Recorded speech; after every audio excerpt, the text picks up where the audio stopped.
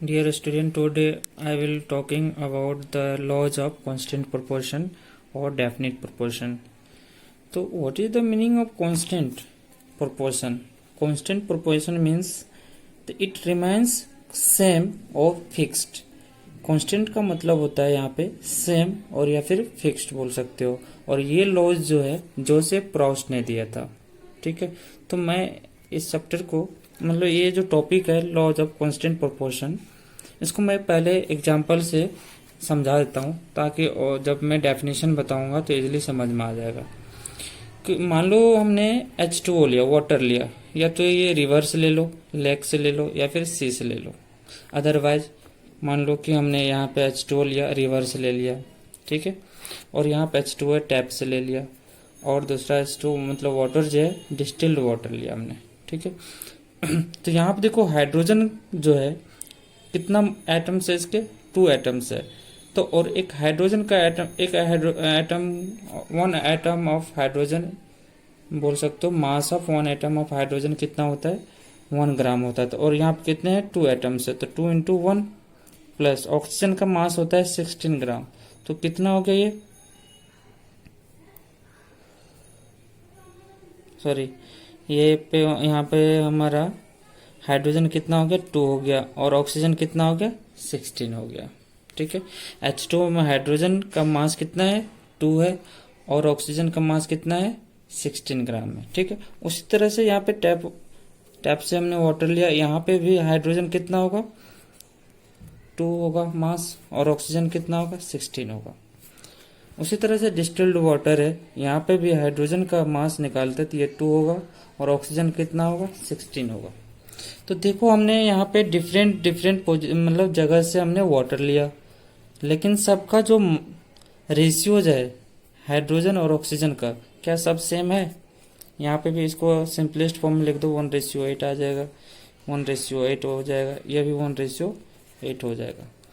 तो यही हमें पढ़ना है इस लॉज में। यहाँ पे लिखा है लॉ ऑफ कांस्टेंट प्रोपोर्शन, मतलब यहाँ पे हाइड्रोजन मतलब वाटर हम कहीं से भी ले, कोई भी एक्सपेरिमेंट करे, उसमें जो रेशियो होगा हाइड्रोजन और ऑक्सीजन का, ये ऑलवेज डेफिनेट होगा, ऑलवेज फिक्स्ड होगा, ऑलवेज सेम होगा। तो करने का मतलब 1:8 आएगा। हमने यहाँ पे रिवर से वाटर लिया, तो इसमें भी हाइड्रोजन और ऑक्सीजन का रेशियो कितना है, 1:8। टैप से वाटर लिया, यहाँ पे भी हाइड्रोजन और ऑक्सीजन का रेशियो कितना है, 1:8।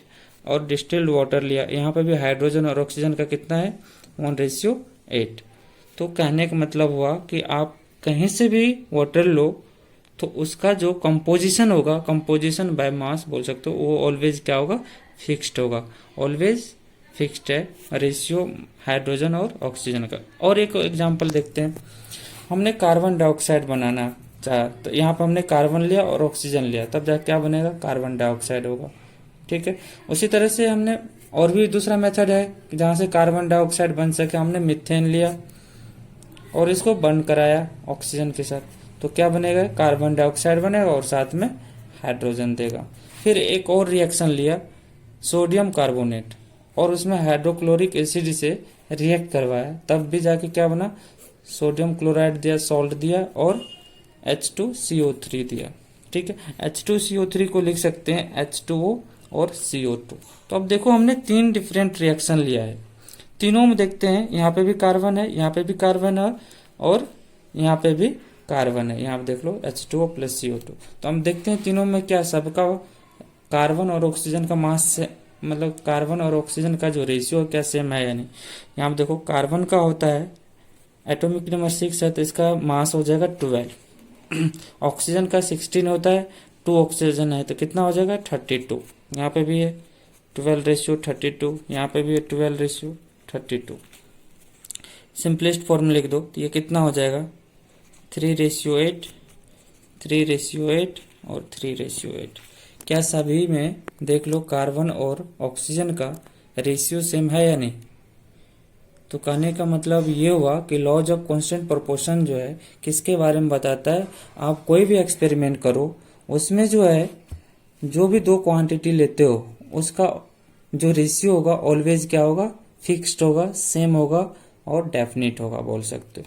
तो according to laws of constant proportion a given compound always contain exactly the same proportion of element by weight. That means आपने कोई कंपाउंड लिया, ठीक है, उसमें जो एलिमेंट है, कंपाउंड कैसे फॉर्म होता है, जब कंबाइन करते हैं टू एलिमेंट्स को तब जाके क्या बनता है, कंपाउंड बनता है। तो इसमें जो होगा, जो भी एलिमेंट हम कंबाइन कर रहे हैं उसका रेशियो जो होगा बाय वेट, मतलब बाय मास, उसके मास से अगर हम रिलेशन निकाले, अगर दो ऑब्जेक्ट मान लो हम यहीं पे कार्बन और ऑक्सीजन ले, देखो यहाँ पे कार्बन डाइऑक्साइड है, कार्बन डाइऑक्साइड है, तो ये हमारा क्या है, कंपाउंड है।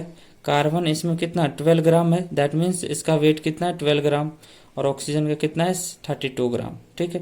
तो इसका रेशियो हम निकालें तो ये क्या है हमारा, ऑलवेज सेम है, सेम प्रोपोर्शन।